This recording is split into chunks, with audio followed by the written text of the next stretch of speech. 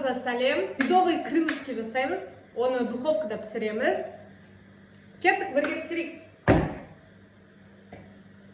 Қараңыздар, мынаны үшке бөлем. Мына құйрығын алып тастаймын. Мына жерден бөлем, мына жерден бөлем. Сонда жеуге удобно. Солай істеңіздер.